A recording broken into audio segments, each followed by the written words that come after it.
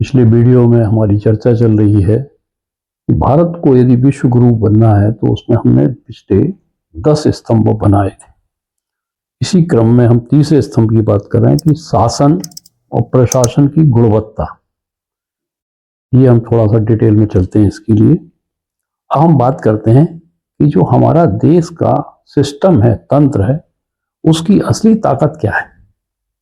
किसी भी देश की ताकत उसके संसाधनों में ही नहीं बल्कि उसके तंत्र में अधिक होती है।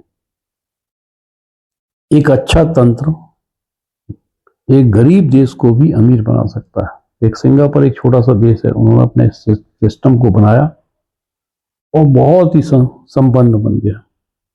और जबकि एक खराब तंत्र होता है तो अमीर देश को भी वो गिरा सकता है।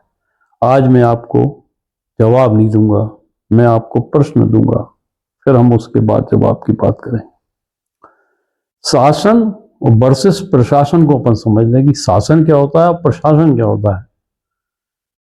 शासन का मतलब नीति बनाना, वो दिशा तय करना, और प्रशासन क्या है, उस दिशा को जमीन पर उतारना, एग्जीक्यूशन करना।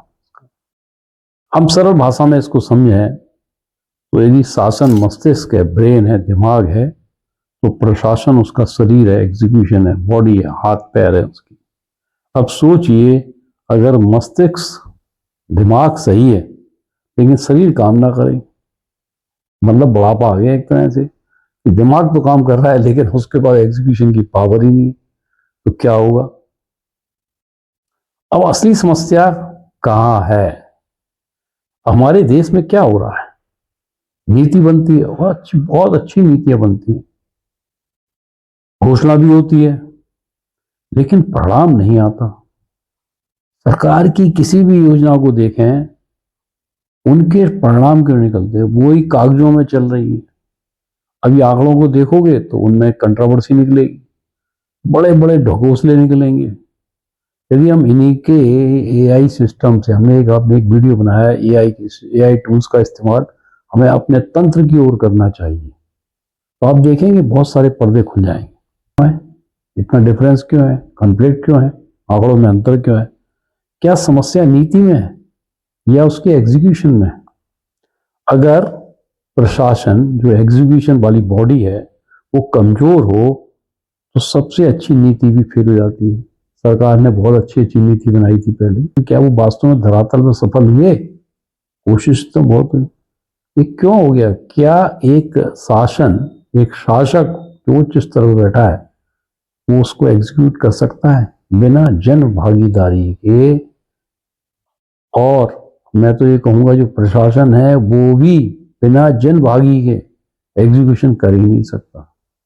हमें अब इसको, सिस्टम को अपग्रेड करने की आवश्यकता है। ये मेरे जितने भी लेक्चर चलते हैं उन सबका मूल उद्देश्य है कि हमें अपने सिस्टम को अपने आज के आधुनिक नीड के हिसाब से अपग्रेड करते रहना चाहिए।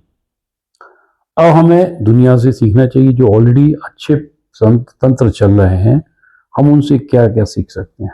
पहली बात हम करते हैं सिंगापुर से। छोटा देश है लेकिन प्रशासन इतना मजबूत है कि भ्रष्टाचार लगभग शून्य है। अब हम चाइना की बात करते हैं, फास्ट निर्णय होते हैं। क्यों होते हैं, क्यों, एक नेता, एक देश, एक राजनीतिक पार्टी, तेज क्रियान्वयन होता है, लेकिन उसके भी अपने गुण दोष हैं। मैं नहीं कह रहा हूं कि कोई सिस्टम ऐसा, हमें उसको इन हिसाब से सोचने समझने की आवश्यकता है। क्या फर्क संसाधनों में है या सिस्टम में है।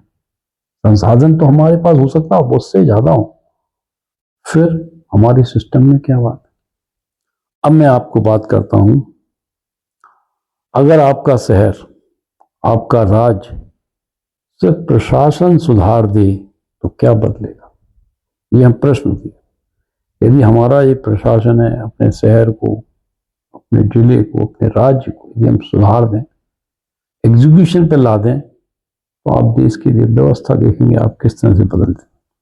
अब मैं दूसरी बात करता हूं, राजनीतिक और संस्थागत ट्रेडिशनल तंत्र के सवाल के बारे में बात करता हूं। आज का सवाल है, देश को कौन चलाता है, नेता या तंत्र। अरे भाई, एक देश में कितने राजनीतिक दल होने चाहिए? अब हम एक मॉडल वन की बात करते हैं। चाइना में एक दल है, तेज निर्णय होते हैं। यूनाइटेड स्टेट्स में सिर्फ दो ही दल है। अब इसी को हम देखें हैं कि यदि किसी देश में यदि जितने भी राजनीतिक दल है वो सांठगांठ कर लें, एक दूसरे को सहयोग देते रहें, तो जनता का तो शोषण हो जाएगा, जैसे कि नेपाल में हुआ। मॉडल 3 हम अपने भारत की बात करते हैं। कई दल है, विविधता भी बहुत है। अब सवाल है, क्या ज्यादा दल ताकत है? इतने सारे दल बनाने की क्या वास्तव में हो सकता है? इससे क्या हुआ? संसाधनों के बोझ पड़े, इतनी वीआईपी कल्चर बढ़ गई। यह निर्णय की कमजोरी है। हम वास्तव में कर क्या रहे हैं? अरे अब देखो, समय की नीड देखो, क्या आवश्यक है, हमें इस पर विचार करना पाएगी। क्या सिर्फ हम वोट बैंक की राजनीति तक ही चलते रहेंगे? अब मॉडल 1 की बात करते हैं। सीधा चुनाव होता है, यूनाइटेड स्टेट्स की बात। दूसरा होता है इनडायरेक्ट, जैसे इंडिया में होता है। कि पहले हम बात करते हैं न्यायपालिका। एक्चुअली में न्यायपालिका भी प्रशासन का ही तो एक हिस्सा है। ऐसे ही बहुत सारी तमाम संस्थाएं जो कि स्वतंत्र रूप से कार्य करने के लिए बनाई गई थी। इन्वेस्टिगेशन टीम समझ लीजिए, करप्शन रोकने के लिए समझ लीजिए, सरकारी व्यवस्थाओं को, कार्यों को कंट्रोल करने के लिए बनाई। अब हम बात करते हैं न्यायपालिका में जज कौन चुने। यूनाइटेड स्टेट्स में सरकार चुनती है जजों को, क्योंकि वहां पे डायरेक्ट चुनाव के माध्यम से प्रेसिडेंट। अब इंडिया की बात करते हैं। जज कॉलेजियम सिस्टम है, जज खुद अपने आप को ही चुनते हैं। सवाल क्या है, कौन सा मॉडल ज्यादा सही है? क्या हम यहाँ पे एक अजीब एक नया सिस्टम नहीं बना सकते? अच्छा, जैसे यूपीएससी की तर्ज पे अपन ने आईएएस लॉबी के लिए एक सिस्टम बनाया, ये भी तो एक प्रशासनिक अधिकारी तो है ही, तो क्या हम इस पे एक सिस्टम नहीं बना सकते? इसको भी विचार करने की आवश्यकता है।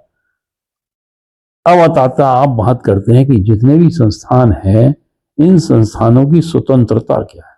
क्या संस्थाएं सच में स्वतंत्र है? हम अपने देश में देखें, इतनी संस्थाएं हैं, क्या ये वास्तव में स्वतंत्र है? तो लोकतंत्र केवल कागज पर ही है क्या? यदि ये वास्तव में स्वतंत्र है, और यदि नहीं भी है, तो क्या लोकतंत्र हमारा सिर्फ कागजों में है? अब इसी के साथ हम बात करते हैं कि इतने संवेदनशील पदों पर ये अधिकारी रहते हैं, और ये रिटायरमेंट के बाद दूसरे देशों की नागरिकता ले लेते हैं, या वहां जाके कंसल्टेंट बन जाते हैं। क्या ये उचित है? क्या इनके ऊपर कोई कोड ऑफ कंडक्ट नहीं होना चाहिए? भाई, रिटायरमेंट के बाद फिर से इनको एग्जीक्यूशन में ले आते हैं, क्या ये आवश्यक है? यदि सभी संसाधनों पे इन्हीं प्रशासनिक अधिकारियों का कंट्रोल हो जाएगा, तो आम नागरिक की व्यवस्था को कौन सुनेगा? क्या और सरकार को ये जरूरी है कि सब छोटी छोटी चीजों पे इन्हीं संस्थानों का बोझ, इन्हीं प्रशासनिक अधिकारियों का बोझ डाला जाए? वही, यदि आपको सस्ते में और आसानी से जन सहभागिता मिल रही है, तो सहभागिता को लिया जा सकता है। ऐसे जन सहभागिता को, ऐसे लोगों को जो उन विषयों में सक्षम हो, प्रोफेशनल्स हो, और जिनका एक विशाल अनुभव हो, जो वास्तव में जनता के बीच में काम करते हो। लेकिन ये जब एग्जीक्यूशन में आता है, तो उनमें प्रशासनिक अधिकारियों का और राजनेताओं का, शासन का, प्रशासन का सीमित रोल हो।